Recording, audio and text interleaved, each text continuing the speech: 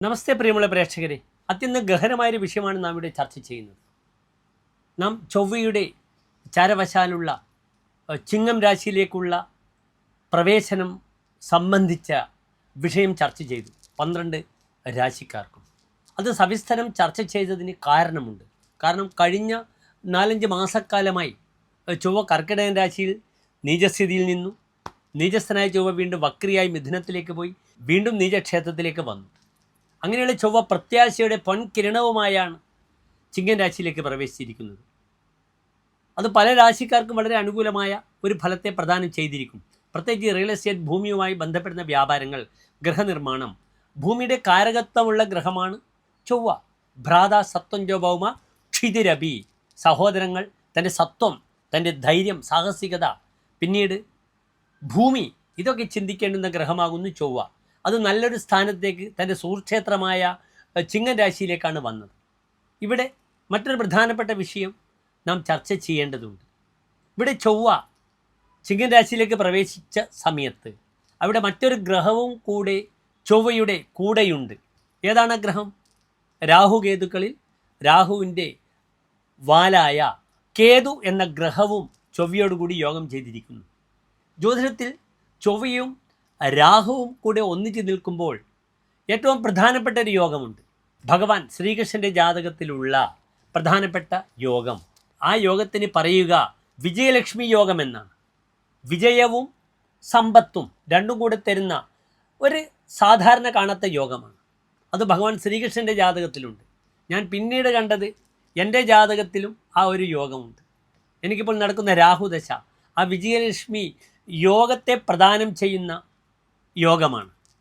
ഭഗവാൻ കൃഷ്ണൻ്റെ ജാതകത്തിൽ 11ാം ഭാവത്തിലാണ് ചൊവ്വയും രാഹുവും കൂടെ യോഗം ചെയ്ത് നിൽക്കുന്നത്. അതിനാൽ അദ്ദേഹത്തിന് വിഷം പുരട്ടിയ അമ്പിനാലാണ് ശ്രീകൃഷ്ണൻ വധിക്കപ്പെടുന്നത്. 11ാം ഭാവത്തിൽ പാദങ്ങളാണ്. വേടൻ തെറ്റിദ്ധരിച്ച് ശ്രീകൃഷ്ണനെ അമ്പെയ്യുകയാണ്. വിഷം പുരട്ടിയ രാഹുവും ചൊവ്വയുമാണ്. അതാണ് വിഷം പുരട്ടിയ ഏറോ, അസ്ത്രം കൊണ്ട് മുറിവേറ്റ് ഭഗവാൻ അവിടെ മരിക്കുന്നത്.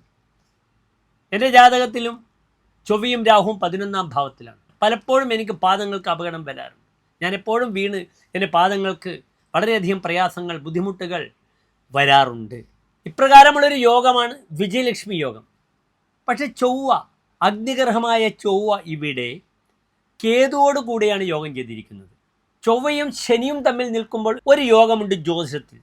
അത്യന്തം അപകടകാരിയായ യോഗമാണ് സൗരാരയോഗം, അഗ്നിമാരുതയോഗം. പലപ്പോഴും വനം കത്തി നശിക്കുക. നാം പലപ്പോഴും കാലിഫോർണിയയിലൊക്കെ ലക്ഷക്കണക്കിന് ഹെക്ടർ ഭൂമി കത്തി നശിക്കും. നമ്മളെ നാട്ടിൽ ഉണ്ടാകാറുണ്ട്. ഇപ്രകാരം നിങ്ങൾക്കറിയാം, എന്തിന് നമുക്ക് ദൂരേക്ക് പോകേണ്ട ആവശ്യമില്ല. എറണാകുളത്ത് ബ്രഹ്മപുര പ്ലാന്റിൽ സംഭവിച്ചു. എറണാകുളത്തുകാർക്ക് ജീവിക്കാൻ പോലും പറ്റാത്തൊരു മാസങ്ങളായിരുന്നു അവിടെ. ശ്വാസം മുട്ടിയും നരകയാതനയായിരുന്നു. അതും അഗ്നിമാരുത യോഗമാണ്. ആരോ തീയിട്ട് കഴിഞ്ഞു. കാറ്റും തീയും കൂടെ ഉണ്ടാക്കുന്ന യോഗമാണ് അഗ്നിമാരുത യോഗം, സൗരാരയോഗം, ശനിയും ചൊവ്വയും തമ്മിലുള്ള യോഗം. ഇവിടെ മറ്റൊരു യോഗമാണ് അഗ്നികാരകനായ ചൊവ്വയും മറ്റൊരു അഗ്നിഗ്രഹമായ കേതുവും തമ്മിലുള്ള യോഗം. അരംപ്ലസരം കിന്നരമെന്ന് പറയുന്നത് പോലെ ഈ 51 ദിവസക്കാലം കന്നിരാശിയിൽ വരുന്നത് വരെയുള്ള 51 ദിവസക്കാലം 2 അഗ്നിഗ്രഹങ്ങൾ തമ്മിലുള്ള ഒരു യോഗം. അത് മാത്രമല്ല, ആ ചൊവ്വയും കേതുവും നിൽക്കുന്നത് അഗ്നിരാശിയാണ്, ഫയറി സൈൻ, ചിങ്ങരാശി. അതിനാൽ എന്ത് വന്നാലും നിങ്ങൾ ശ്രദ്ധിക്കണം. വലിയ തീപിടുത്തങ്ങൾ ഉണ്ടാകും, വലിയ അനർത്ഥങ്ങൾ ഉണ്ടാകും. ഇടിമിന്നലാകാം, തീപിടുത്തമാകാം, അല്ലെങ്കിൽ അപ്രകാരം തന്നെ വൈദ്യുതാഘാതങ്ങൾ ഉണ്ടാകുക.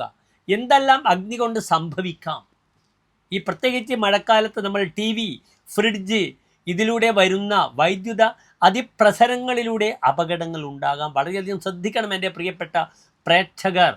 ഈ 2 അഗ്നിഗ്രഹങ്ങൾ തമ്മിലുള്ള യോഗം ഇനി നമുക്ക് വിശദമായി സവിസ്തരം ചിന്തിക്കണം. മേടം മുതൽ 12 രാശിക്കാർക്ക് ഇത് എപ്രകാരം ബാധിക്കുമെന്ന വിഷയം. ഇനി മറ്റൊരു വിഷയം, ഈ അഗ്നി എന്നാൽ പ്രകൃതിയിൽ കാണുന്ന അഗ്നി മാത്രമല്ല, നമ്മുടെ ശരീരത്തിലും എല്ലാതരം അഗ്നികൾ ഉണ്ട്. നമ്മുടെ നവദ്വാരത്തിലും അഗ്നികളുണ്ട്. കണ്ണിലുണ്ട്, നേത്രാഗ്നിയാണ്. വയറിലുണ്ട്, നാഭി വയറിലുണ്ട്. അതെന്താണ്? ജഠരാഗ്നിയാണ്. ഇപ്രകാരം ശരീരത്തിൻ്റെ ഓരോ ഭാഗങ്ങളിലും അഗ്നിയുണ്ട്. അതിനാൽ എങ്ങനെയാണ് വ്യക്തികളെ ഇത് ബാധിക്കുന്നത് മേടം മുതൽ 12 രാശിക്കാരെയും എന്ന് നമുക്ക് ചിന്തിക്കാം. എല്ലാവർക്കും ഡോക്ടർ മാരാർജി എന്ന നമ്മുടെ യൂട്യൂബ് ചാനലിലേക്ക് സ്വാഗതം.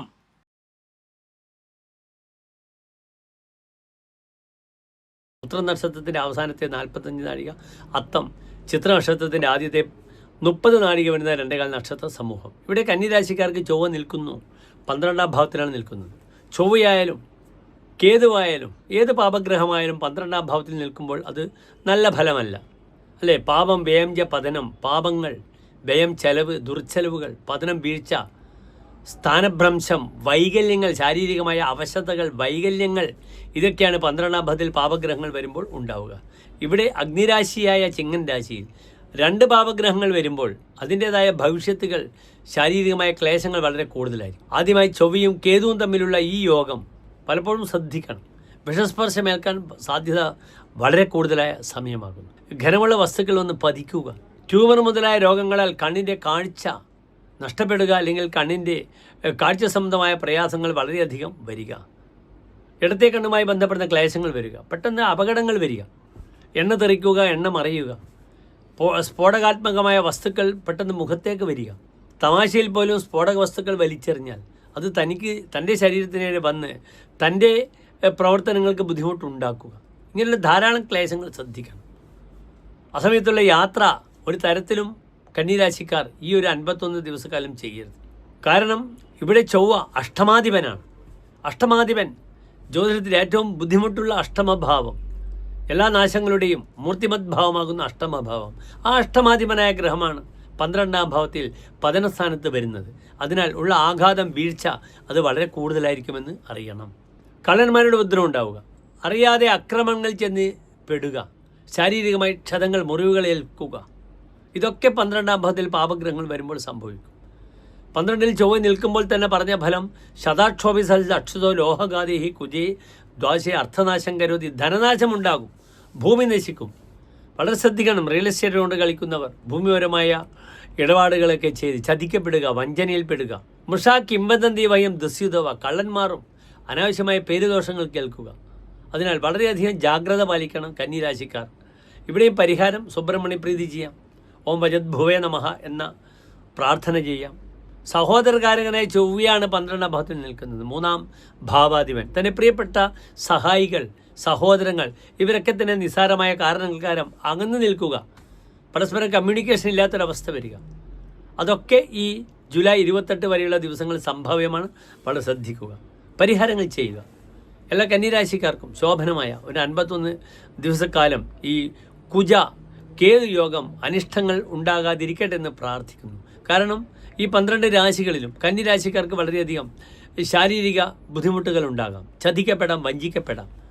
ഇവിടെയും ഇടിമിന്നൽ, ഇലക്ട്രിക് ഉപകരണങ്ങൾ, ഇതൊക്കെ തന്നെ അപകടത്തിന് സാധ്യത ഏകുന്നതാണ്. ഗ്ലാസ് പൊട്ടുക, ഒരു ഗ്ലാസ് പൊട്ടി വീഴുക, ഭരണികൾ പൊട്ടുക, പാദങ്ങളിൽ പതിക്കുക, കാലിന് ഫ്രാക്ചറുകൾ വരിക, ഇതൊക്കെ ഈ സമയത്ത് സംഭവിക്കാം. ശ്രദ്ധിക്കുക. നമസ്തേ.